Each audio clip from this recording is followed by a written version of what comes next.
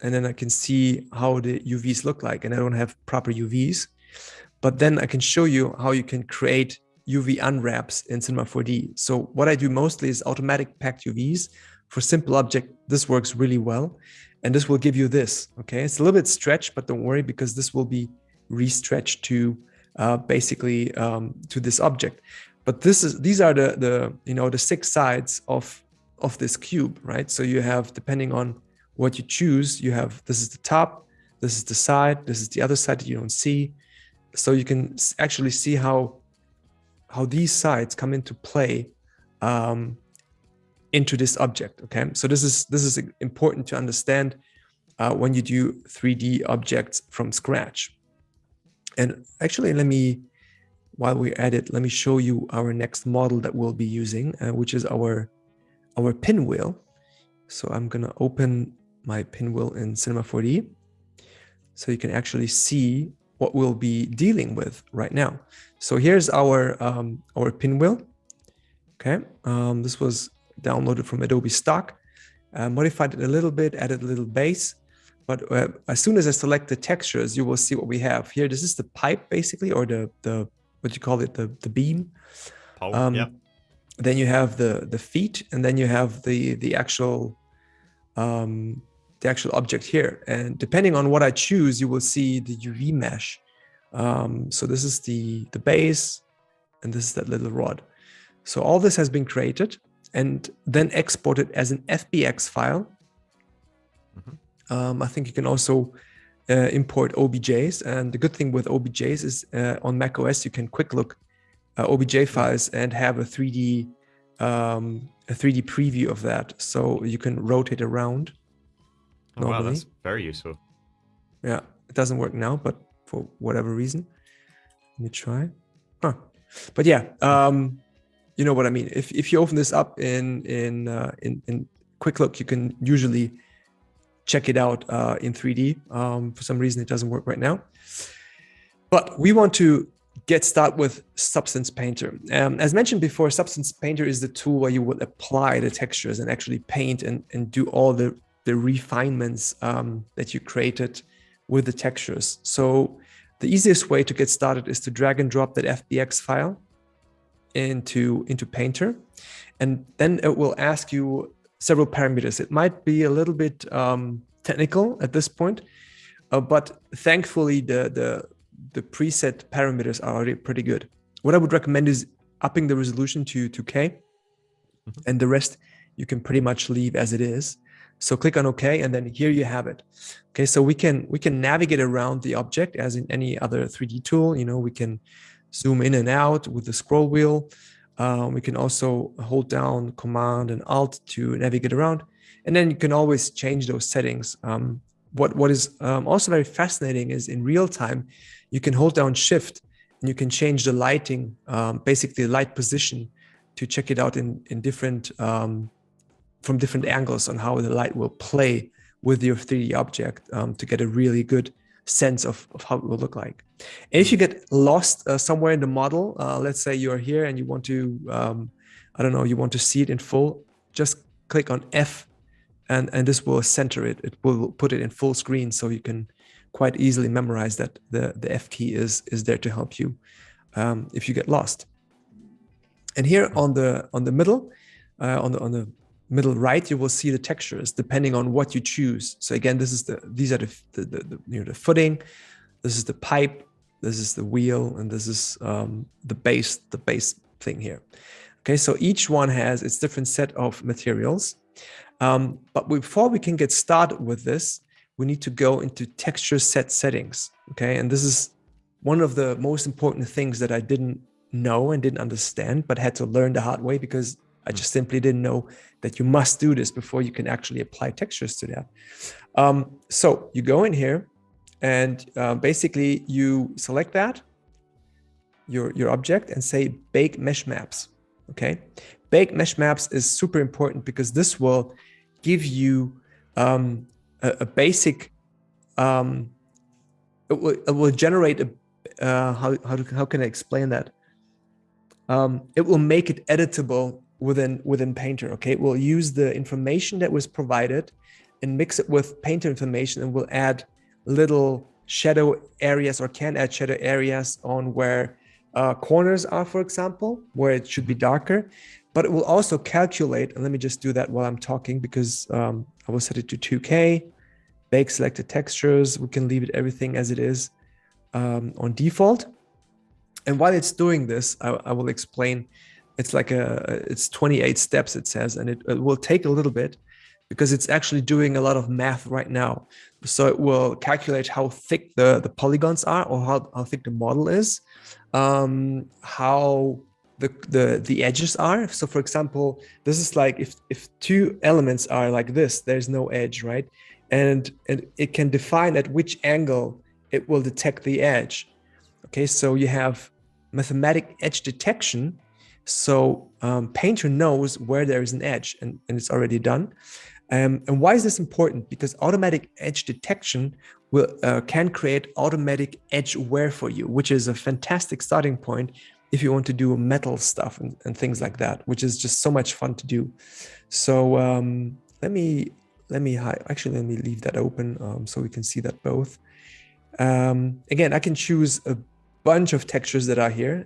Again, these could be the textures that I've created in Sampler, but these are the textures that are here as a starting point, and they are already quite fantastic. So let's go ahead and look for something wood. Wood American Cherry. Let's apply this to the base per drag and drop. And you all can already see that we have applied a wood texture to that. Let's go ahead with plastic for this part here. And let's go with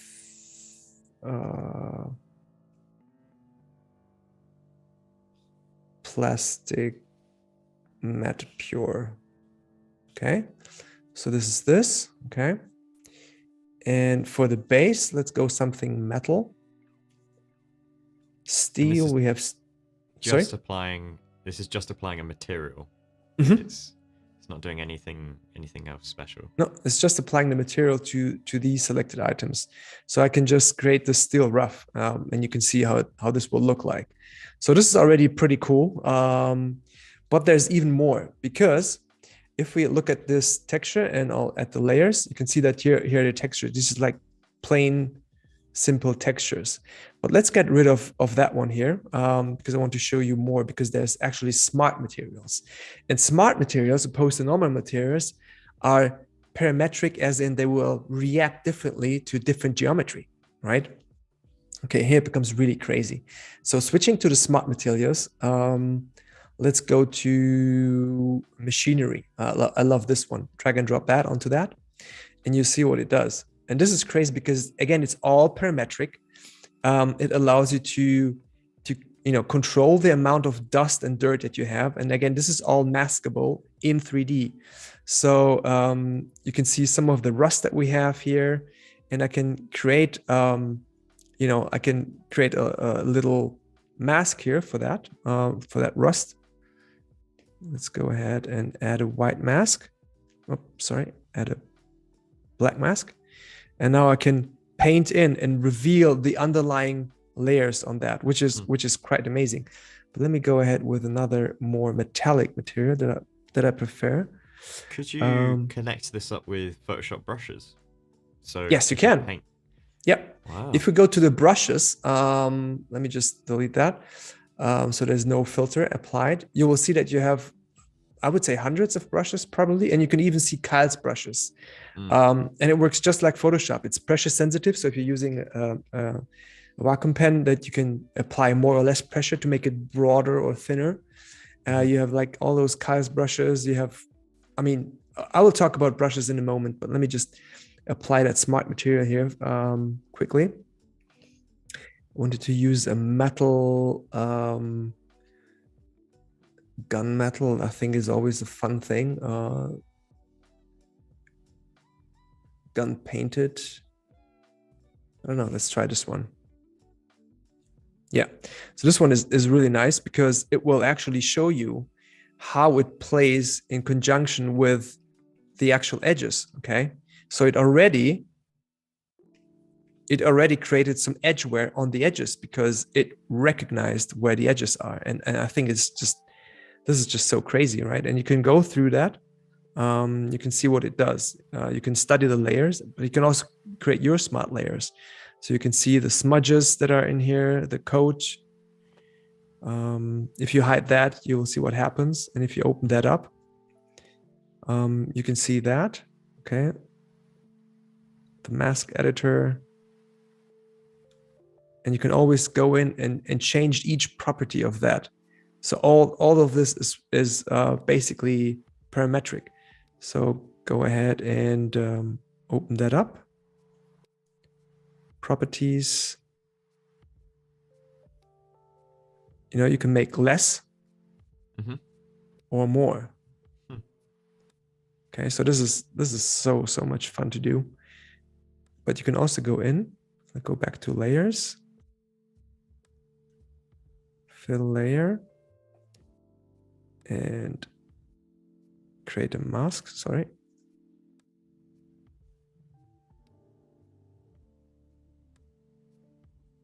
Add a white mask. Okay, and we can do that from scratch, okay? So, well, actually, let me just reverse that. Let me create a black mask. Oops. White mask. Okay, so I can do that manually if I want to. And let me go ahead and, because we were talking about brushes, I can use a charcoal. It gives you a really nice result. I could also imagine there'd be times where you'd probably like a happy accident where you'd accidentally use a brush that was designed for, say, watercolor, and you apply it to something that's got a metal texture, and you're like, oh, that effect was actually quite cool. It looks like totally something's been stained, or yeah. So check this out. This is so much fun. Okay, so you can actually go in and create little scratches like that. Wow. Okay, and you would actually go in and, I mean, you would use a mixture of the parametric stuff that Substance creates for you as a starting point. Or let me just hide that because we only want to see the 3D. And let's zoom in here. And then again, you can hold down the Shift key and play with the lighting to see how it will actually affect the model, to see how the shininess of the surface looks like. And yeah, and this is so much fun. I see time is running out because I wanted to show you one more effect, which is really fun. Since we were talking about brushes, let me show you this. So I have this, and let me create a new layer, and then let's go in and look for a brush that can give you a nice effect. So something that would be very difficult to do is something like this. You know, you would do oil leaks. Okay, depending on what color I have, selected right now. For this brush, I have selected the material mode, wood color, which is this, which I don't want, but I can also do black, and this will give you the black dripping. But see that? I mean, this is crazy what you can do, and this will calculate it based on physics. So depending on how you twist it, will be affecting the physics of that. There's multiple things. There's metal stitches that you can do. If you would do something like a Frankenstein thing. There's pebbles, there's puddle. Let me see. You can even add screws to that. Okay, so nice. You can do that. You can change the size. And again, this is not 3D, but it is made to look like 3D. So in this size, it would probably be quite obvious that it's not looking well, but I could change the size to, I don't know, maybe half of it. Just a little bit of a screw here, a little bit of screw there. And at this size, this already looks more believable, right? Because it also gives you to play with light on how it looks like. I mean, there's so much. There's, like I said, multiple stitches if you would do organic stuff.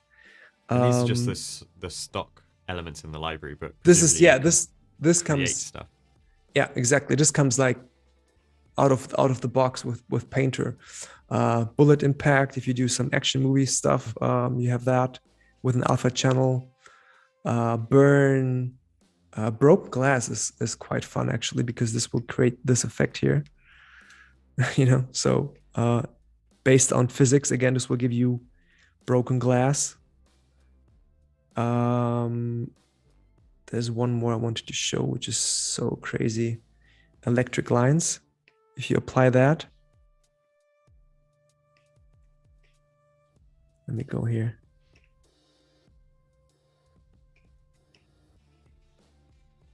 See that? It runs a particle simulation. Kind of growing, yeah. Let me just reframe that.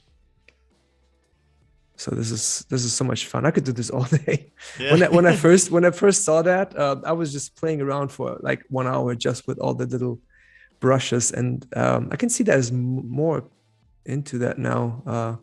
It has grown quite a bit since I last tried it. I see that. Oil leak is also another one. See how that goes down? Yeah. It plays with the light. It's just beautiful. Very cool. I love it. And again, you could also use. Sorry? I was going to say there's a question here of can you apply the equivalent of map art? And then I'm assuming that's Adobe Illustrator they're referencing onto surfaces. Yeah, you can. You can basically map any texture that you like onto that. You can stamp it on. So yeah, you can combine it with existing textures, but also you could apply it with, let's say you want to add a logo here on top or stuff like that. I wanted to use one more example here, plastic used, because we want to make this more used. You can see that, or let's apply it. Sandrine said, I bet there's a poor welding job brush that exists. And I'd add to that maybe an amateur stitching. Well, you are right, because you can, let's go ahead and go to the layer, weld, and you can actually add that. See that? Yeah. It's a little bit big, amazing. But yeah, you can have a poor welding job. So exactly that. Welding with a trackpad rather than a Wacom. Yeah, exactly. Yeah. So this is like a poor welding job. I wanted to apply that smart texture to that steel painted, scrappy, dirty. I think this is beautiful, because again, it will show you everywhere where there is less. Because this is fascinating, because on the edges, it will show you the automatic edgeware. This will be chipped off. And on the inside, it will detect that this is something that is probably somehow protected. There's more dirt opposed to these open areas. And this is just like the beauty of how you can apply different different things to that. And if you go to the wheel and open that up quickly, let's go to the dirt mask builder. Then again, I can show you how you can change that level of detail and the contrast, and how you can make it more or less dirty. You can increase it, but add less grunge to that, so it's more a softened thing. Yeah, so just play with that. There's really no right and wrong. Yeah. The most important thing probably is to study real environments and real materials and textures, and base that on that, what you see and what you learn, again, to get the look that you want to have, because it's all about not making it scientifically correct, but rather visually nice and appealing. So this is how I would describe it probably the best. And this is how you can apply all these tools to create beautiful textures to your 3D objects. Amazing. This is so interesting. Just to go through, and we're working with existing objects and applying things. And I believe tomorrow with Matthias, it will be about creating those objects. Yes, exactly. So I feel like we've teased everyone into how much fun you can have but maybe the real work starts tomorrow when you actually make the objects from scratch, and realize even more that Exactly. goes into it. Yeah, I'm looking forward to tomorrow because Matthias will actually build the scene. Will add multiple objects and add the virtual camera and stager and basically combine all the things that you've seen. Not going to too much depth with textures, but apply textures in stager, and you can see how this will be done to create something that is like an abstract environment. But it's certainly going to be a super fun stream tomorrow. So please join. We'll be reversing seats. So I'll be in the host seat tomorrow, and Matthias will be my guest. So it's going to be a lot of fun. If you have any questions, feel free to shoot them out in the chat or drop me a message online or ask them tomorrow if you want to. Absolutely. Well, yeah, thank you so much, Rob. This has been great fun, and I guess we'll see all of you tomorrow. So, bye for now. Thank you for tuning in, and thank you, Joe, and have a wonderful day. Bye-bye. See ya.